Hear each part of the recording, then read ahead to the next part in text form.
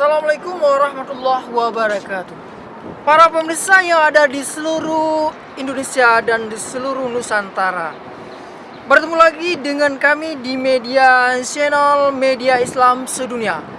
Yang di media ini kami akan memperkenalkan para sejarawan dan para pahlawan-pahlawan Nusantara yang berasal dari Aceh. Jangan lupa Anda untuk selalu menyaksikan di channel YouTube Media Islam Sedunia. Bersama saya Hamdani Mulia dari Forum Penulis Aceh.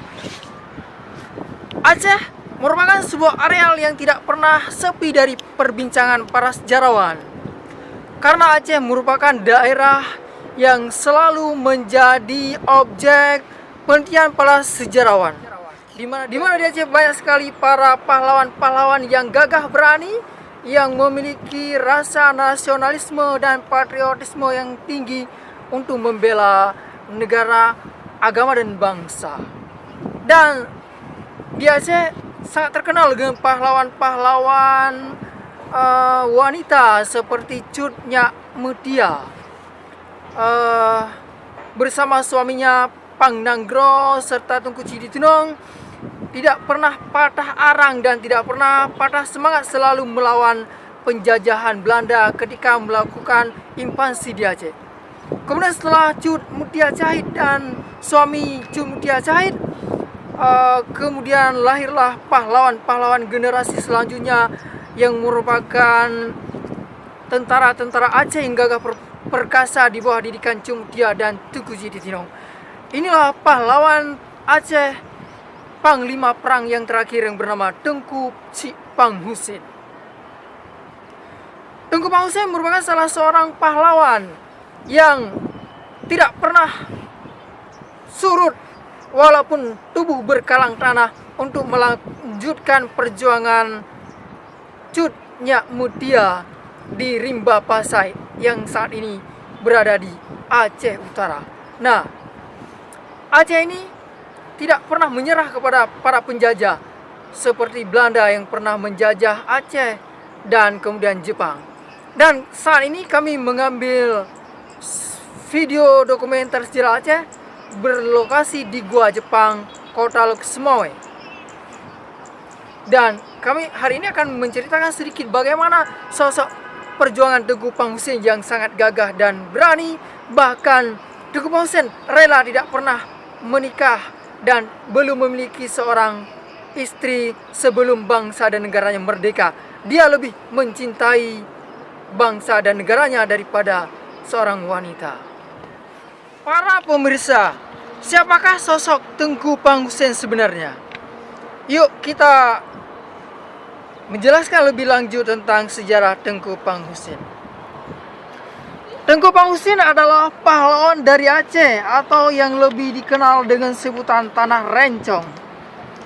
Ia lahir tahun 1856 Masehi yang diperkirakan oleh para sejarawan Aceh. Tengku Pang Husin merupakan salah seorang dari sekian banyak keluarga pejuang yang pernah dimiliki Aceh, yang juga terkenal dengan julukan Serambi Mekah. Sejak kecil, Tengku Pang Husin dididik ilmu agama oleh banyak ulama. Bahkan ayahnya sendiri adalah salah seorang dari sekian banyak guru agama yang pernah mengajarnya.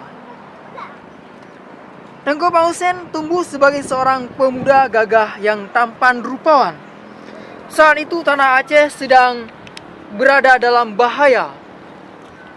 Para pejuang Aceh sekuat tenaga berusaha mengusir penjajah Belanda.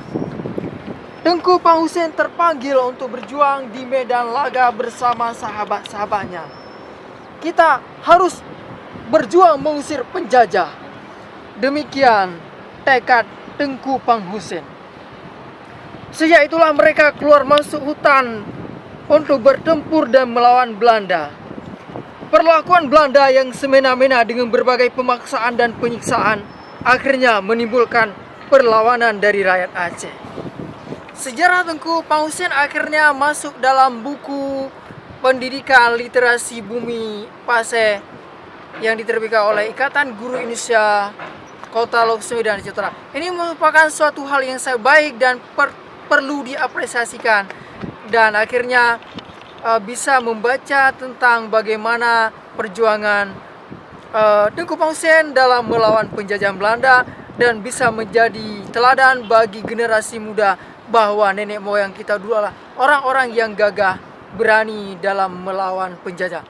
Dan jadi para pemirsa, itulah sejarah tentang Tengku Panghusen, merupakan seorang pahlawan yang gagah berani yang akhirnya kuburannya sekarang berada di Desa Payabili, Kecamatan Murah Mulia, Kabupaten Sumatera, di mana Tengku Panghusen menghembuskan nafas terakhir dalam usia yang sangat muda, 27 tahun, dan belum sempat menikah.